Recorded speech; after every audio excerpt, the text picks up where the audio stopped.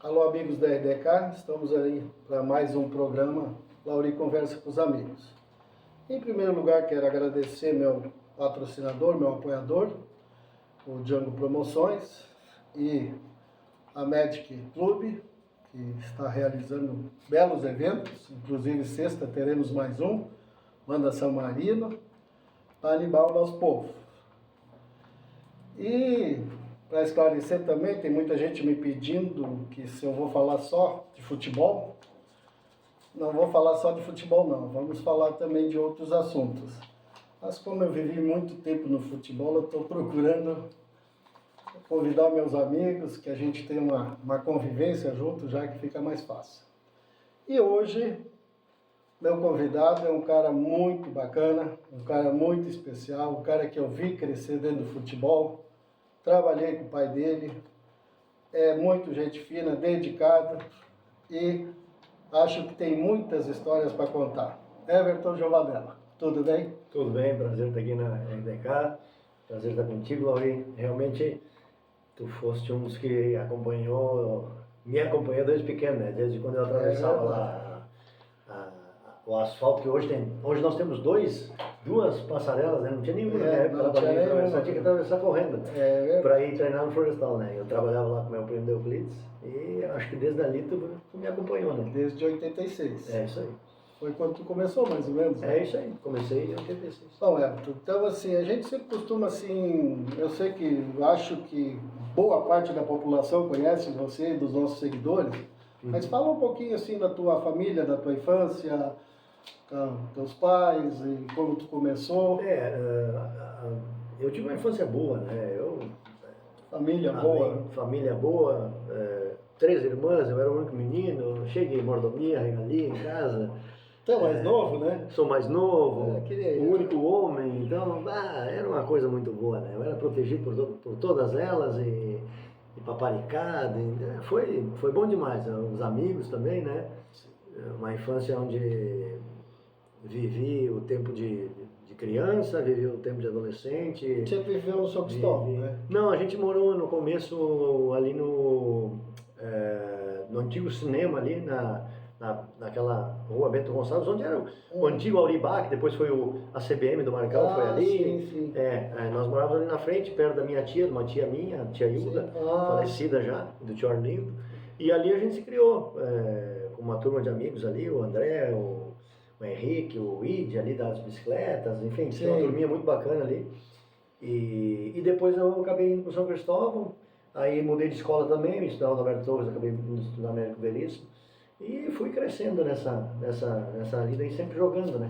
Sempre com a bola embaixo do braço.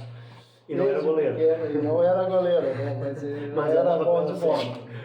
Então, aí você foi pro Lajadense. O meu primeiro clube assim, mais sério, né? Já pensando em ser atleta profissional, foi o Lajadense, clube no qual a família tem história, né? Meus familiares todos, meus primos, o meu pai principalmente, né? Que puxava eles todos pela corda, né? E ali foi onde eu comecei a entender realmente que o futebol eu queria que fosse a minha profissão, né? E o Lajadense me abriu essas portas, né? Bom, sabe muito mais que eu aí, acompanhando essa trajetória. Não foram momentos fáceis, né? Mas foram momentos muito bons, né? Só lembranças, assim, eu não tenho nenhuma lembrança ruim desse tempo do Lajadense. Era difícil, né? Porque o clube enfrentava a dificuldade dos clubes do interior, né? E naquela época mais ainda, né, Lauri? Hoje a federação dá um suporte muito melhor do que dava naquela época, né? Então, a gente aprendeu ali muita coisa, né? Eu, Gelson, Evandro, Enio, Vandeco, aquela turma que acabou despontando depois de 91, né? Mas a gente aprendeu que realmente para vingar no futebol do interior tinha que ralar todo dia. Ralado mesmo, né? E tu começou no Júnior, Juvenil? Juvenil do Lajadense, com o professor Roberto Ferreira. Primeiro foi o Chavete, tinha uma escolinha, mas daí eu passei um tempinho ali, depois era menor ainda, né? Acabei indo para a escolinha do Jura. Com o Jura eu aprendi bastante também, era mais recreativo, mas o Jura era um cara que gostava de futebol, era preparador físico também, né? Envolvido com o Lajadense também. E aí depois eu acabei indo para o Juvenil, Gilberto Ferreira, falecido Gilberto da Rosa, falecido, Gilberto da Rosa. Paulinho Vettorello, esse pessoal todo me treinaram, né? É verdade. E depois do Juvenil Júnior, a gente acabou naquele grupo que quase todo o Júnior acabou subindo para o time principal, né? Que foi em 91. Foi em Na época 91. tinha muito pouco dinheiro. Pouco dinheiro, pouco atleta vinculado. E o filho do presidente, né? E o filho do Tinha que dar presidente. oportunidade para o filho do presidente. Mas foi uma oportunidade para muita gente. É verdade, acabou oportunizando ali muita gente, né? E foi um ano espetacular. Né? Foi esse. Eu acho que ficou na história de todos nós, né, que trabalhamos ali, vocês que jogaram, foi um ano assim magnífico. É, verdade. Tá, aí a gente fez aquele belo campeonato em 91, em 92 tu foi pro Inter. Fui pro Inter, tive uma passagem pelo Inter de um ano, né? Com opção de compra, mas enfim o Inter não exerceu a compra. E voltei pro Lajadense, né, em 93, né? Era o falecido Ney Festersaif, saudoso, né? O presidente. Fizemos uma boa campanha também. E aí foi onde, né, depois disso, acabei tendo a oportunidade de viajar um pouco mais longe. Né? Sim.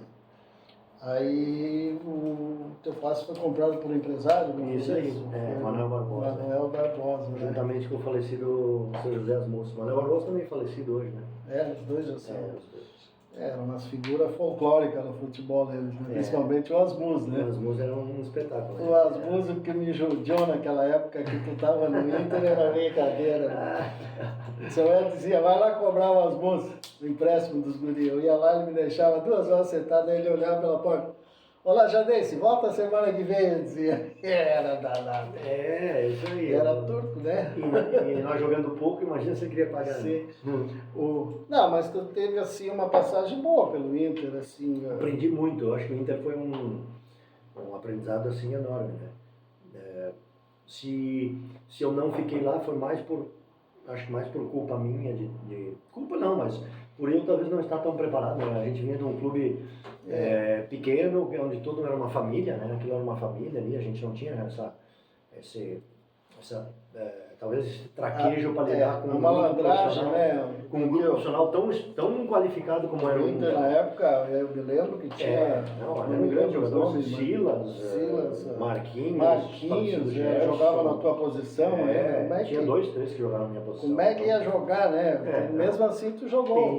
Joguei alguns jogos, mas foi muito bom, foi um aprendizado muito bom, voltei muito mais maduro, entendendo muito mais o que era realmente ser um atleta profissional, que a gente aqui, como eu disse, né, a gente tinha era muita amizade. Era diferente. Nós éramos uma família. Uma família mesmo, realmente. Então, e eu aprendi muito no Inter, isso me deu aí um lastro para a minha continuidade, para a minha sequência. Porque eu lembro, o Inter, não me lembro como é que foi o Inter naquele ano, mas foi campeão da Copa do Brasil, né?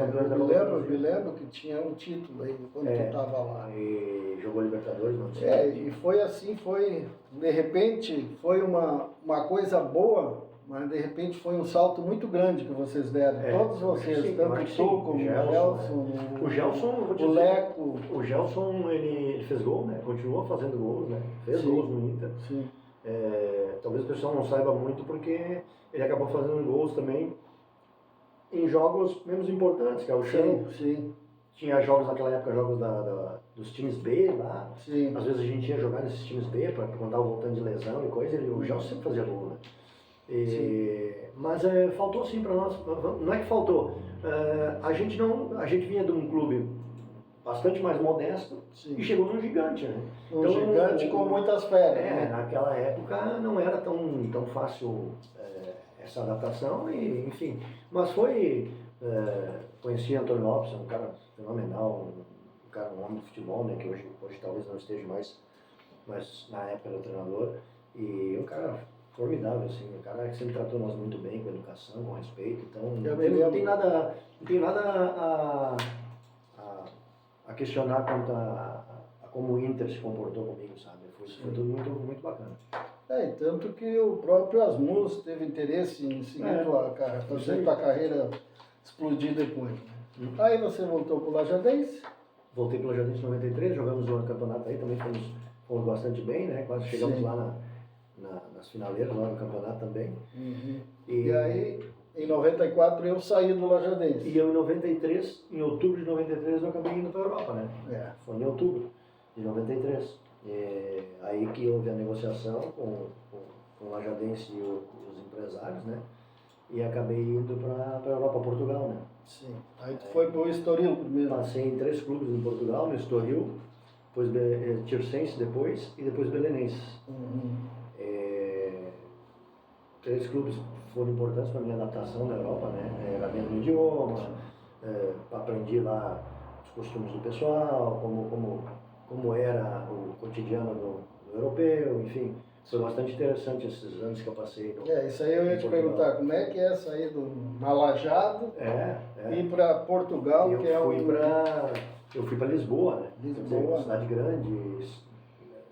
Fui morar num lugar que era bem diferente, né? Os costumes diferentes, até no propriamente dentro do clube, a questão da seriedade com que eles trabalham, enfim, era bem diferente, né?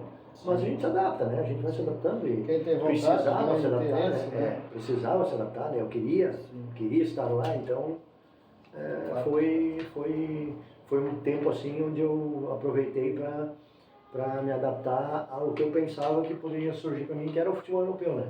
E tentar abrir alguma porta mais importante. Foi o que aconteceu em 96, 97, depois do Belenenses, que eu acabei... Mas aí tu foi para o Estoril primeiro. Primeiro Estoril. Ficou quanto tempo lá? Fiquei no Estoril uma temporada. Uma temporada. No Tirsense também uma temporada, 94, 95. E 95, 96 no Belenenses. E lá que tu teve onde é que tu teve a melhor fase? O melhor desempenho meu foi... Eu tive dois desempenhos bons. O Estoril eu cheguei na metade da temporada, então não tive tanta participação e o time desceu para a segunda divisão. No Tirsense fui bastante bem, tive uma participação muito boa, chamei a atenção lá do pessoal. E no Belenenses também. No Belenenses eu fiz gol no Porto, fiz gol no Benfica, fiz bons jogos, então. E o treinador do Belenenses, o João Alves, acabou sendo contratado pelo Salamanca, da Espanha.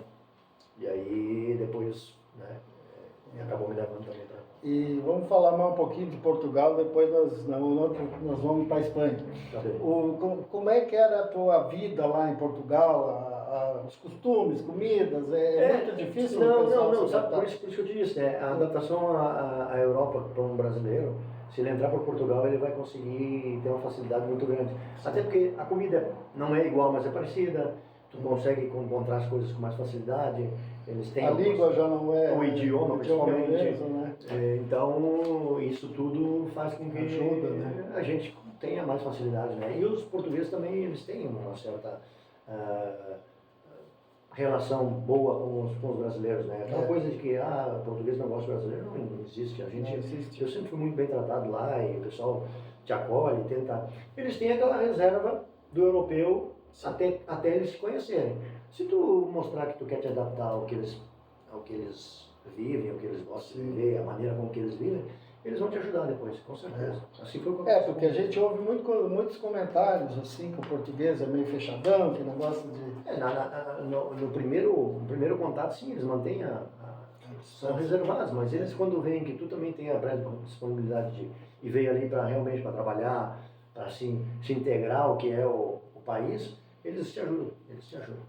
Coisa boa. Então tá, gente, vamos encerrar essa primeira parte, vamos tomar um cafezinho, que não sei se tem aí, não sei se a Fábio fez, mas na próxima nós conversamos mais, vamos conversar sobre a Espanha com o Everton. Valeu, já voltamos.